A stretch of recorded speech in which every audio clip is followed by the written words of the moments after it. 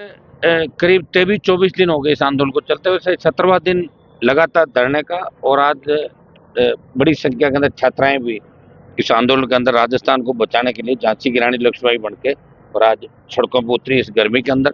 मैं इन सब छात्रों को धन्यवाद दूंगा कि ये लगे हुए हैं। लेकिन दुर्भाग्य इस बात का 4 लाख स्टूडेंट जयपुर के अंदर है, सारे आते नहीं बच्चे। अब पता नहीं बच्चों का विश्वास उठ गया नेताओं से और इस राजनीति से। इनको लगता है कि ऐसा ही सब कुछ होने वाला, क्यों हम हमारा समय खराब करें।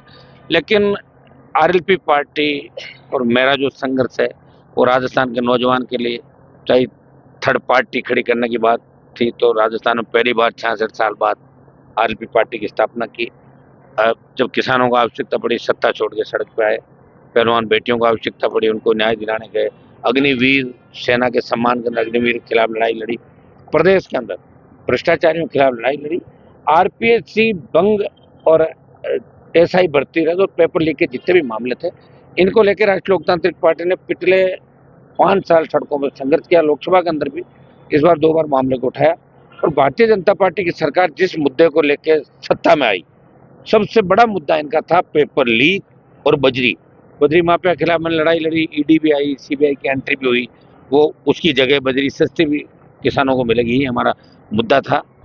और पेपर लीक और एसआई भर्ती और आरएस मेंस 18 और 21 के जिस तरह पेपर लीक हुए, कॉपियां सार्वजनिक हुई, आरपीएस अपनी भूल मानी, 2 आरपीएस के मेंबर जेल के अंदर हैं।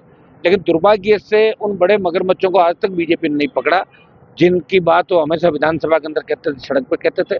हमारी भजनलाल जी से यही मांग है कि बड़े मगरमच्छ कब पकड़े जाएंगे। 1.5 साल तो हो गया, कहीं ऐसा नहीं होगा उनके पकड़ने के चक्कर में तब तक आप खुद ही चले जाओ, तो कहाँ से पकड़ेंगे आप बताओ मुझे। पर्ची से बने सीएम है, दिल्ली वालों का भरोसा जिस दिन उठ गया तुरंत वापस बुला लेंगे, इनके पास तो दूसरा एक विधायक भी नहीं होगा। तो दिल्ली की मेहरबानी से यहाँ पे बैठे हैं।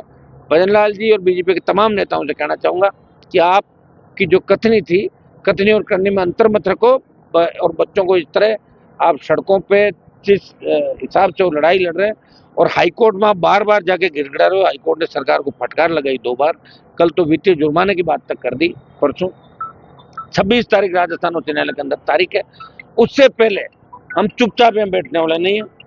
आज की तारीख में हम रैली का ऐलान करेंगे, अगले आधे 1 घंटे के अंदर हम रैली का ऐलान कर देंगे। हमारी बात करीब करीब हो गई, बस कुछ जगहों को लेकर कि रैली किस जगह की जाए, और रैली की तारीख है वो 26 से पहले होगी। आधा 1 घंटे बाद हम रैली का ऐलान करेंगे कि 1 लाख नौजवान राजधानी में जुटेगा, भजनलाल सरकार के घुटने टिकाएगा और दोबारा से ऐसी घटनाओं की पुनरावृत्ति राजस्थान के अंदर नहीं हो। ये हम पुख्ता कानून इन बच्चों के लिए बना, हम इनके भविष्य के साथ खिलवाड़ नहीं होंगे। मैं कांग्रेस पर आरोप लगाना चाहता हूँ, कांग्रेस पार्टी विपक्ष में होते हुए भी दूसरे कामों में व्यस्त है। कांग्रेस को यहाँ सड़क पर आना चाहिए, उनके नेताओं को बोलना चाहिए, क्यों नहीं बोल रहे हैं। और नहीं बोल रहे हैं इसका मतलब दाल में काला है, और कुछ कांग्रेसी नेता और भी पकड़े जा सकते हैं। ये उन पर भी सीधा सीधा आरोप है। पेपर लीक और रीट लेवल फर्स्ट के समय कांग्रेस के नेताओं के यहाँ पे ठिकानों पे भी ईडी और सीबीआई ने रेड करी थी, और आगे भी वो कटघरे के अंदर है। तो ये नहीं सोचे कि हम सड़क पर आने जब जेल में डाल देंगे, तो वैसे ही डालेंगे।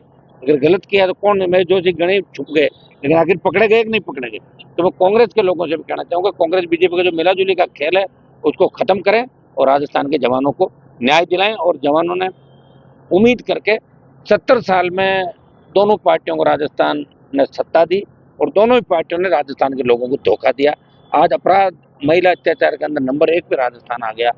बर्बादी, गैंगवार की घटनाएं और जिस तरह माफिया राजस्थान में पनप रहा है, इसके लिए दोनों पार्टियां जिम्मेदार है। पहले गहलोत वसुंधरा और भजनलाल जिम्मेदार है। सर, सब कमेटी की बैठक हुई थी, उसने रिपोर्ट दे दी थी, अब ये फिर से हो ही नहीं सकती, दोबारा सब कमेटी रिपोर्ट दे ही नहीं सकती। वो तो कोर्ट में कह चुकी है कि एग्जाम रद्द करो, अब ये थोड़ी कहेगी कि रद्द मत करो। जो थूक के चाटने वाली बात हो गई फिर, और थूक के अगर चाट रहे तो चाटो, हमें क्या फर्क पड़ा। हमको इनसे वो नहीं कि ये एग्जाम रद्द करे कि नहीं करे।